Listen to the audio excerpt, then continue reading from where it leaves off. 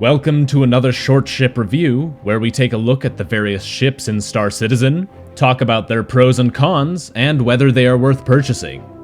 This month, I gave my Patreon supporters a selection of ships based around jobs like salvage, refining, mining, and more, and asked them to select one for me to review. They voted, and one ship came out on top. If you would like to vote in these polls in the future, feel free to check out my Patreon, link down in the description. Now, without further ado, let's take a look at the Rock Cracker's dream, the Argo Mole. The Mole is a big ship with a price tag to match. Expect to pay around 5,130,000 Alpha UEC at the new deal in Lorville, or 315 USD standalone on the online store.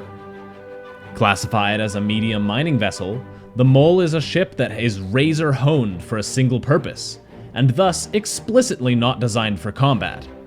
It has 2 size 2 weapon hardpoints, which will at best buy you a little time to escape if attacked. You can use the mining lasers as weapons in a pinch though, and they pack a punch at short range.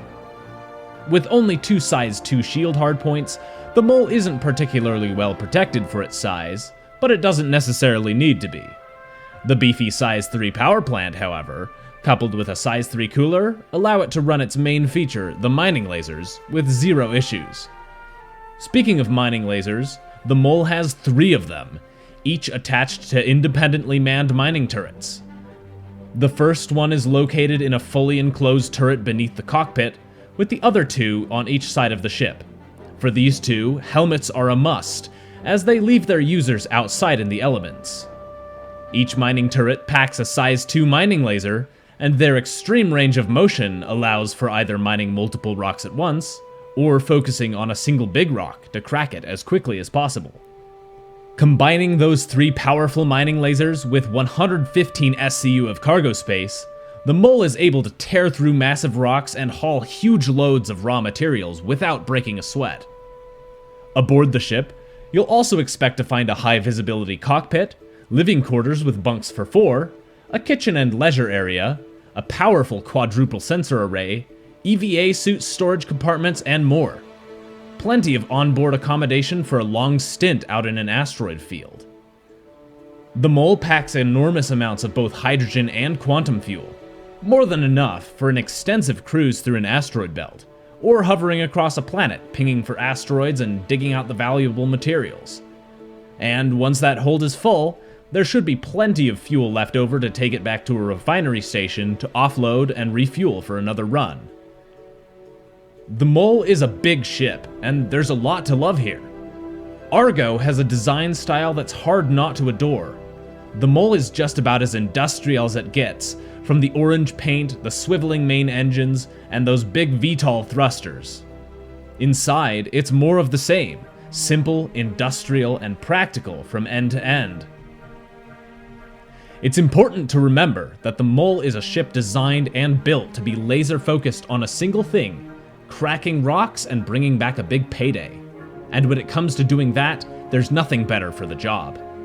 Those 3 big mining lasers will tear through enormous rocks like butter, and with almost quadruple the cargo capacity of the Prospector, its closest competitor, the amount of money you can make per haul can be absolutely ludicrous. Combined with the onboard living facilities and the surprising maneuverability for its size, the Mole is a ship you're sure to fall in love with. If you like the mining gameplay loop and are looking for an upgrade from a Prospector to a bigger, better ship, the Mole is the logical choice. More storage, more mining lasers, more fuel, more everything. It is important to note, however, that the Mole is not a single-person ship. While you can certainly operate it solo, it functions far more efficiently when crewed by 2 or more people, though the ideal crew is 4, 1 pilot and 3 laser operators for maximum efficiency, though you may want to invest in a 5th person to fly an escort just in case. When you do get that full crew going, though, you'll be hauling in the credits faster than you can imagine. If you enjoyed this video, please consider subscribing and leave a like to help support me and my channel. If you own a Mole, please leave a comment down below telling me what you like or don't like about this ship. Also, please let me know what ship you'd like me to review next.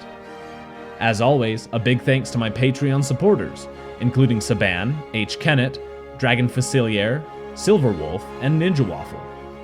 If you'd like to participate in polls for videos like this, as well as special giveaways and more, feel free to check out my Patreon, link down in the description. Thank you all so much for watching, and I'll see you all in the verse.